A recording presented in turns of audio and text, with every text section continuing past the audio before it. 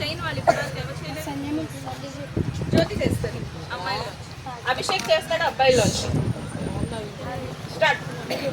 తొందరగా ప్లే చేయవా? ప్రార్థన చేయనా? ముందుకు చేస్తావు మైక్ ఏమైనా?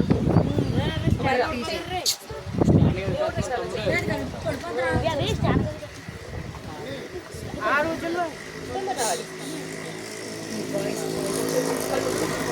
ఒకటి సండే స్కూల్కి వచ్చిన నమ్మకండి వాక్యాలు చెప్పేది ఇలా చూడండి తండ్రి. అలాగే తండ్రి మాకు కష్టపడి టీచర్లు చెప్పారు తండ్రి. అలాగే తండ్రి టీచర్లు బాగా చెప్పేలాగా బాగా నేర్చుకునేలాగా చూడండి తండ్రి. ఎంతోమంది నచ్చిన జ్యోతి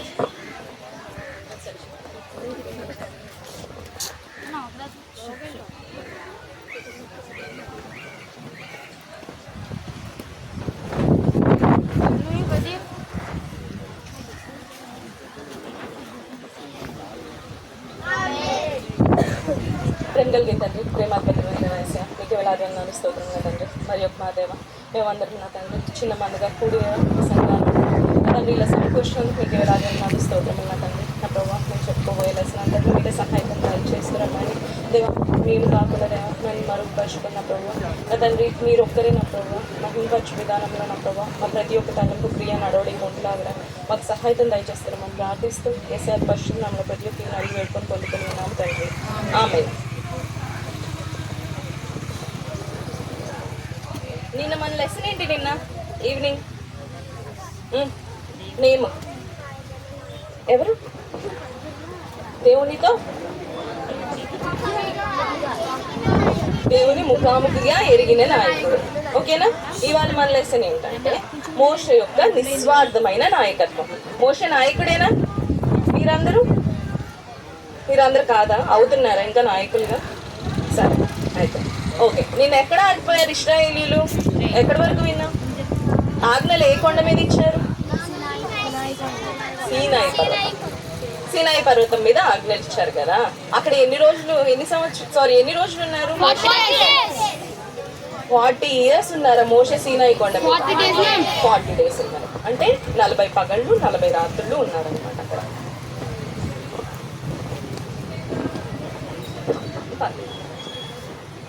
సీనాయి కొండేమో ఇక్కడ ఉంది.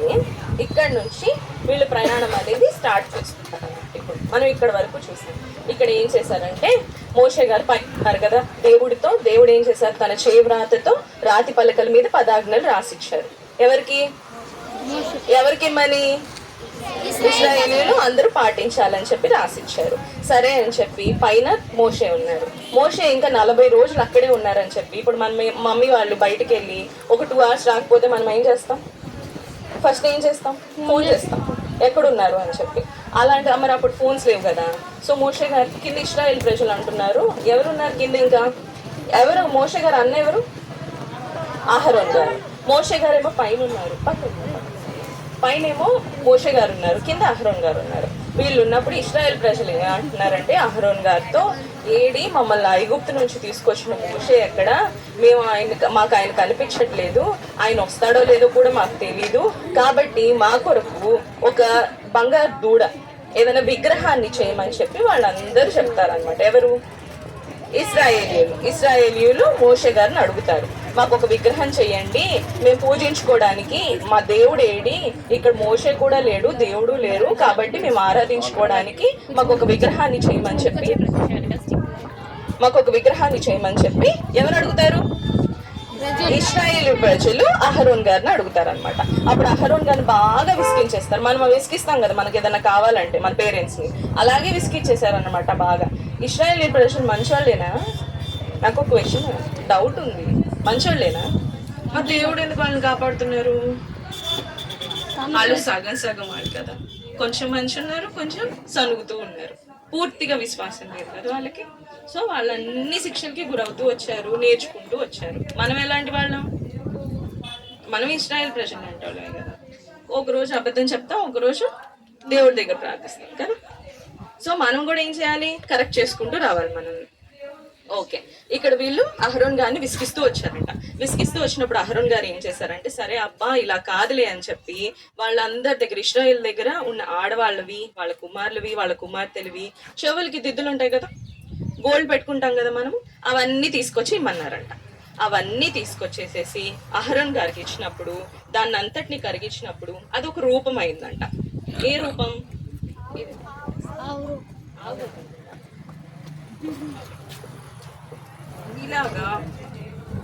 ఇలాగా ఒక బంగారు దూడని చేసుకున్నారంట వాళ్ళు.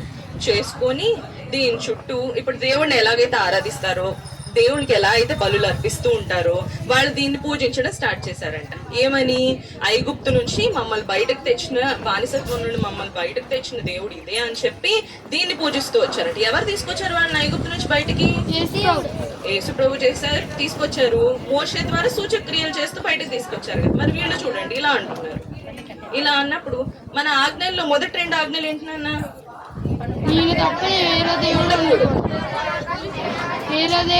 మరి ఈ రెండింటిని ఉల్లంఘించేశారు కదా కదా. ఇక్కడ ఒక విగ్రహాన్ని చేసుకున్నారు, నేను తప్ప వేరొక దేవుడు ఉండకూడదు అన్నారు. కానీ వీళ్ళు ఏం చేస్తున్నారు? బంగారు తోడని విగ్రహంగా చేసుకొని దాన్ని పూజిస్తున్నారు. 2 ఆజ్ఞలు ఉల్లంఘించేశారు. ఉల్లంఘించేసినప్పుడు దేవుడికి కోపం వచ్చిందంట, బాగా కోపం వచ్చి పైనుంచి, ఇప్పుడు మోషే గారు దేవుడితో మాట్లాడుతున్నారు కదా ముఖాముఖిగా, సీనాయి కొండ మీద ఉన్నారు. మోషే గారికి ఏమీ తెలియదు కింద ఏం జరుగుతుందో. అయితే మోషే గారితో దేవుడు అంటారంట, ఇదిగో కింద వాళ్ళు నన్ను కాకుండా వేరే దేవుడిని పూజిస్తున్నారు, నాకు చాలా కోపం వచ్చేస్తుంది, నేను వాళ్ళని నాశనం చేసేస్తాను. ఎవరిని?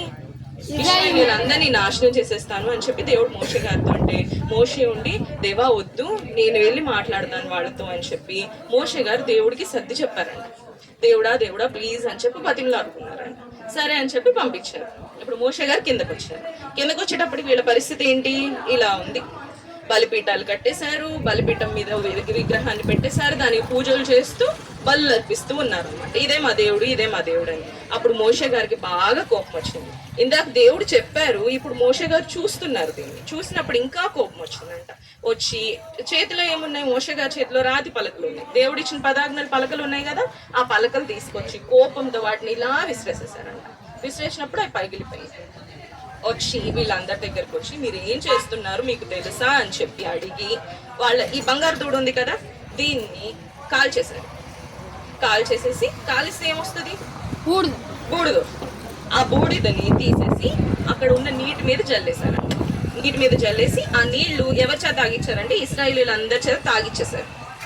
మరి వాళ్ళు తప్పు చేశారు కదా, బుద్ధి రావాలి కదా. మనకు కూడా అంతే కదా, ఏదైనా తప్పు చేస్తే ఒక్కటిస్తే సెట్ అయిపోతాం. అలాగే అలా తాగిచ్చేసారంట. తాగిచ్చేసినప్పుడు వాళ్ళందరూ ఏం చేశారంటే, సరే అయిపోయింది, తాగించేసేసి వాళ్ళు ఒప్పుకున్నారు. ఓకే మాకు తప్పు జరిగిందని చెప్పి తెలుసుకున్నారు. ఆ తర్వాత ఏం చేశారంటే, ఎవరు దేవుడి తరపున ఉంటారు, దేవుడి పక్షాన్ని ఎవరు ఉంటారు అని చెప్పి వాళ్ళని సెపరేట్ అవ్వమన్నారంట. ఇశ్రాయేల్ కాల్బలం ఎంత? 6 లక్షల మంది అని చెప్పి నేను చదువుకున్నాం కదా. వాళ్ళలో దేవుడి పక్షాన్ని ఎవరు, ఎంతమంది ఉంటారు అని చెప్పి మోషే గారు అడిగినప్పుడు కొంతమంది పక్కకు వచ్చారు. వీళ్ళందరికీ మోషే గారు అప్ప చెప్పిన పని ఏంటి అని అంటే, మిగిలిన వాళ్ళ పొరుగు వాళ్ళని కానీ, వాళ్ళ సహోదరులకు కానీ, ఎవరైతే దేవునికి వ్యతిరేకంగా ఉన్నారో వాళ్ళందరినీ చంపేమన్నారు. ఆ రోజు 3000 మంది చనిపోయారంట. ఈ వదంతట్లో 3000 మంది చనిపోయారు. ఓకేనా? దీని తర్వాత మోషే గారు ఏం చేశారంటే, ఇంకా మిగిలిన వాళ్ళు ఉన్నారు కదా ఇశ్రాయేలీయులు, 3000 మంది చచ్చిపోతే మిగిలిన వీళ్ళందరి కోసం ఏంటంటే, ఎవరి నరహత్య చేయకూడదు. అవును, ఎవరు మనం చేయకూడదు. దేవుడు కోపం, దేవుడే కదా మనల్ని సృష్టించింది. దేవుడే కదా మనం సృష్టించింది. మరి ఆయనకి దేవుడు కూడా మనం కమాండ్మెంట్స్ చెప్తున్నాం. దేవుడు మన కొడుకు ఇచ్చాడు 10 ఆజ్ఞలు, ఆయన పాటించడానికి. అయిపోయాక బాగా అడిగింది, నైస్ క్వశ్చన్. సరే అయిపోయాక ఏం చేశారంటే దేవుడి దగ్గరికి వెళ్ళారనమాట మోషే గారు. మరి వీళ్ళ తరపున అడగాలి కదా, దేవుడు కోపంగా ఉన్నారు కదా బాగా. పైకి వెళ్ళేసి సీనాయి కొండ మీద, దేవా ప్లీజ్ దేవా అని అంటే, దేవుడు అంటారు, నేను వీళ్ళకి కనాన్ దేశమే కదా మన ఫైనల్ డెస్టినేషన్ ఏంటి? పాలు తేనెలు ప్రవహించే దేశం వెళ్ళాలి మనం. ఎక్కడి నుంచి? ఐగుప్తు దేశం నుంచి పాలు తేనెలు ప్రవహించే కనాన్ దేశానికి వెళ్ళాలి. అయితే ఇప్పుడు దేవుడు అంటారు, నేను వీళ్ళని అలౌ చేయను వెళ్ళడానికి, నా కోపం తెప్పించేశారు అబ్బా వీళ్ళు అని చెప్పి అన్నారంట దేవుడు. అంటే మోషే గారు అన్నారు, దేవుడా ప్లీజ్ దేవుడా అని చెప్పి ఆయన చాలా బాధతో నిరాశతో దేవునికి మొరపెట్టుకున్నారు అనమాట. అప్పుడు దేవుడు మొర ఆలకించి నేను మీకు ముందుగా వెళ్తాను అని చెప్పి మోషే గారికి వాగ్దానం చేస్తాడు. చేసినప్పుడు మోషే గారు కిందకు వస్తారు. అప్పుడు వచ్చినప్పుడు అంట మోషే గారి ముఖం ఎవరితో మాట్లాడొచ్చారు? మోషే దేవునితో మాట్లాడొచ్చారు. దేవునితో మాట్లాడినప్పుడు మనం కూడా అంతే. రోజు మనం దేవునితో మాట్లాడామనుకో మన ఫేస్ అంతా బ్రైట్గా వెలిగిపోతుంది అంట. అందరు చూసి హే నువ్వేమన్నా వాళ్ళు వాడావా, ఏదైనా క్రీమ్ రుద్దుకున్నావా అంటారంట. అప్పుడు మీరేం చెప్తారు? ఏం రుద్దుకోలేదు చెప్తారా? నేను దేవునితో మాట్లాడాను, వాళ్ళ దేవునికి ప్రార్థించాను, నా ప్రతి ఒక్క అవసరత దేవుడితో చెప్పుకున్నాను అని చెప్పాలి. అంతేనా? ఇప్పుడు దీని ద్వారా మనం మోషే దగ్గర నుంచి తెలుసుకున్నది ఏంటి?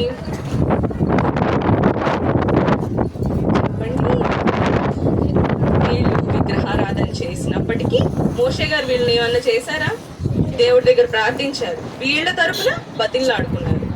ఓకేనా? సో మోషే గారి నుంచి తెలుసుకోవాల్సింది మనము ఎవరైనా మనకి వ్యతిరేకంగా ఉన్నప్పటికీ కూడా వాళ్ళ గురించి ప్రేయర్ చేయాలి అండ్ వాళ్ళ మంచి కోరుకుంటే దేవుడు మనల్ని ఆశీర్వదిస్తారనమాట. ఓకే, ఇప్పుడు మన లైఫ్లో చాలా సిరీస్ ఆఫ్ ఈవెంట్స్ ఉంటాయి. అంటే ఎలా?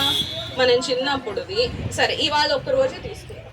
ఇవాళ ఉదయం అయిందా, మధ్యాహ్నం ఇంకో పని చేస్తామా, మనం మధ్యాహ్నం ఇంకో లెసన్ నేర్చుకుంటామా? అలాగే వీళ్ళు సినాయి పర్వతం నుంచి ఇలాగ అంచులంచులుగా వెళ్తూ ఉన్నారు. సో ఇలా వరుసగా వాళ్ళు ఎక్కడెక్కడ ఆగారు ఆ డెస్టినేషన్స్ అన్ని మనం తెలుసుకున్నాం. ఓకేనా? నెక్స్ట్ సినాయి కొండ అయిపోయింది. అక్కడ ఏంటి ఇంకొకటి, అవును మర్చిపోయాను, ఒకటి చేశారు. ఏంటి? పలకలతో పాటు దేవుడు మోషే గారికి ఇంకొకటి ఆజ్ఞాపించారు. ఏంటి? 3 స్థలాలు చెప్పుకున్నాం కదా నిన్న మనము. అవన్నీ ఎక్కడున్నాయి? ప్రత్యక్ష గుడారము, అది ఎలా కట్టాలి అని కూడా మోషే గారికి నియమాలు ఇచ్చారు కదా, అవన్నీ కూడా ఉంటాయి అన్నమాట దాంతో పాటు. నెక్స్ట్ ఇక్కడ నుంచి వీళ్ళు సీనాయి కొండ దగ్గర నుంచి ముందరకు ప్రయాణం అయ్యారు. ఎక్కడికి? పారానారణ్యము అని చెప్పి అంటే అది ఒక ఫారెస్ట్ ఏరియా అనమాట. ఇక్కడ నుంచి అలా నడుచుకుంటూ 3 దినముల ప్రయాణం అంతా వెళ్తారు. 3 దినాల ప్రయాణం అంతా. ఇప్పుడు నిన్న అక్క అడిగారు మీరు ఎన్ని రోజులు ప్రయాణం చేయగలరు కంటిన్యూస్ గా? 1 hour 1.5 day మహా అయితే. కానీ వీళ్ళంటే కాలినడకన 3 రోజులు ప్రయాణం చేసేసరికి వాళ్ళకి ఆయాసం వచ్చిందంట కదా. అంత దూరం ప్రయాణం చేసాక మనకి నీరసాలు వచ్చేస్తాయి కదా, వాళ్ళకి నీరసం వచ్చేసిందంట, ఆయాసం వచ్చిందంట. అప్పుడు మళ్ళీ ఇశ్రాయేలీయులకి సింబాలిక్ వాళ్ళు ఎప్పుడు ఏం చేస్తుంటారు? సణుగుతూ ఉంటారు. ఎవరి గురించి? దేవుడి గురించి, మోషే గురించి, అహరోన్ గురించి. వాళ్ళు సింబాలిక్ గా వాళ్ళు స్టార్టింగ్ నుంచి చేస్తుంది అదే కదా, సణుగుతూ ఉన్నారు.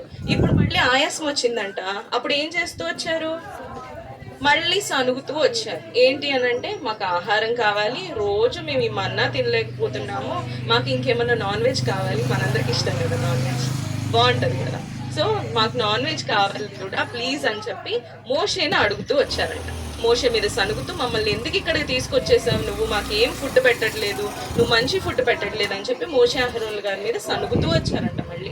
అప్పుడు మోషే గారు ఏం చేశారంటే ఇంకా వీళ్ళ బాధ తట్టుకోలేక మళ్ళీ మోకాళ్ళు వేసి దేవునికి ప్రార్థన చేస్తూ వచ్చారంట. చేసినప్పుడు దేవుడు ఒక పని చేశారు. ఏంటి అని అంటే అబ్బా వీళ్ళతో కాదు అని చెప్పి ఒక గాలి పంపించి సముద్రంలో రప్పించేశారంట. రప్పించేసేసి ఒక దిన ప్రయాణం అంతా, అంటే ఇప్పుడు వాళ్ళు 3 దినాలు ప్రయాణం చేశారు కదా, అందులో ఒక దినం ప్రయాణం అంతా ఇటుపక్కల అటుపక్కల రోడ్డుకి అటుపక్క ఇటుపక్క 2 మూరల ఎత్తు కురిపించారు. అంటే నాన్ వెజ్ కావాలని అడిగారు కదా వాళ్ళు, సో అంత సమృద్ధిగా. అండ్ ఇంకొకటి ఏం చెప్పారంటే దేవుడు వాళ్ళ మీదకి ఈ పంపించేశాక వాళ్ళకి ముక్కులోంచి, నోటితో కదా మనం తింటాం, ఎప్పుడైనా ముక్కులోంచి ఎవరైనా తింటారా? లేదు కళ్ళలోంచి అన్న తింటారా? కాదు కదా, నోటితోనే తింటాం. అది ఇక్కడి నుంచి అంటే వాళ్ళకి వెగట్టు కొట్టేంత వరకు, ఆ నాసికారంధ్రముల నుంచి ఆ తినే మాంసం వచ్చే వరకు వాళ్ళకి అంత సమృద్ధిగా పంపిస్తానని చెప్పారంట. అలా వచ్చాయి. ఎంత ఎత్తు వచ్చాయి? 2 మూరల ఎత్తు వచ్చాయి. ఒక దిన ప్రయాణం అంత డిస్టెన్స్ వచ్చాయి. అన్ని పూరేళ్ళు వచ్చి పడ్డాయి. వీళ్ళు వీటిని తినడానికి మొత్తం సిద్ధం చేసుకున్నాం. మరి వచ్చేసింది కదా వాళ్ళకి కావాల్సింది, మొత్తం రెడీ చేసేసుకున్నారు. తినడానికి రెడీ చేసేసుకొని నీకు చూడండి ఎలా కురిపించేశారు మన్నా పూరీళ్ళు. ఇంకా వాళ్ళకి ఫుడ్ వాళ్ళకి కావాల్సింది వచ్చేసింది కదా. వచ్చేసిన తర్వాత వీళ్ళందరూ ఏం చేశారంటే తినడానికి కూర్చున్నారు. మరి దేవుడికి హ్యాపీయా? వాళ్ళు విసిగించారు, మోషేని విసిగించారు, దేవుని విసిగించారు. అందుకని చెప్పి వాళ్ళు తినడానికి కూర్చున్నప్పుడు తెగులు వచ్చింది వాళ్ళకి. తెగులు వచ్చేసేసి వాళ్ళ తిన్నింది వాళ్ళ పళ్ళ సందులు ఇరుక్కుపోతుంది కదా మామూలుగా తిన్నప్పుడు కదా, నిజం. వాళ్ళ పళ్ళ సందుల్లో కూడా మాంసం ఉండగానే దేవుడి తెగులు వచ్చింది, కోపం వచ్చింది అన్నమాట. సో అప్పటికప్పుడు ఎవరైతే అంత మాంసాపేక్ష ఇష్టం కలిగిన వాళ్ళు ఉన్నారో వాళ్ళందరూ చనిపోతూ వచ్చారు దేవుడి తెగులకి, దేవుని కోపానికి, ఉగ్రతకి తట్టుకోలేక. ఓకేనా? అక్కడ ఎక్కడైతే వీళ్ళు మాంసాపేక్ష కలిగి చనిపోయారో వాళ్ళ శవాలు పాతిపెట్టారు. దాన్ని కిబ్రోతు హత్తావా అని పేరుతో పిలుస్తారు. మాంసాపేక్ష గలవారు చనిపోయిన చోటుకి ఏం పేరు? కిబ్రోతు హత్తావా. కిబ్రోతు హత్తావా. హత్తావా ఎందుకు ఆ ప్లేస్కి ఎందుకు ఆ పేరు? మాంసం తిని చనిపోయారు కదా, సో అందుకని దానికి కిబ్రోతు హత్తావా అని పేరు పెట్టబడింది. ఓకేనా? ఇప్పుడు వీళ్ళు ఇక్కడ తబేరా అనే ఊర్లో ఇదంతా జరిగింది అనమాట. అక్కడి నుంచి మళ్ళీ ప్రయాణం మొదలు పెట్టారు. ఎక్కడికి? అసలు డెస్టినేషన్ ఏంటి? ఫైనల్ డెస్టినేషన్ మనం ఏమనుకున్నాం? కానాన్ దేశానికి డెస్టినేషన్ అనుకున్నాం. సరే, వీళ్ళు అక్కడ నుంచి ప్రయాణం మొదలుపెట్టి హజేరోతు అనే ఊరికి వచ్చారు. మొదటేమో సీనాయి కొండ దగ్గర ఏం జరిగింది? సీనాయి కొండ దగ్గర బంగారు దూడని చేసుకున్నారు. తర్వాత తబేరా అనే ఊరికి ఎంత దూరం? పారాన్ అరణ్యంలో పడి తబేరా అనే ఊరికి 3 దినములంత ప్రయాణం వచ్చారు. అక్కడ వాళ్ళకి ఏమొచ్చింది? ఆయాసం వచ్చింది. ఆయాసం వచ్చినప్పుడు వాళ్ళు దేవుడు మోషే మీద సనగటం మొదలు పెట్టారు. అప్పుడు పూరేళ్లు కురిసాయి. ఇదంతా తబేరా అనే ఊర్లో జరిగింది. ఓకేనా? ఇక్కడి నుంచి వాళ్ళు హజేరోతు అనే ఊరికి వెళ్ళారంట. ఏ ఊరు? హజేరోతు. హజేరోతుకి వెళ్ళినప్పుడు ఇప్పుడు మోషే అన్న పేరు ఏంటన్నాము? మోషే మామ అవుట్ ఆఫ్ సిలబస్ కదా ఇది. సరే, మోషే అక్క పేరు? మీరు బాగా ఫాలో అవుతున్నారు అయితే. సరే, మోషే అన్నయ్య అయిన అహరోను, మోషే అక్క అయిన మిరియాము, వీళ్ళిద్దరు ఏం చేశారంటే, ఎక్కడ ఇది ఏ ఊర్లో జరిగింది? హజేరోతులో. వీళ్ళిద్దరు అన్నారు మోషేతోనే పలికించారు.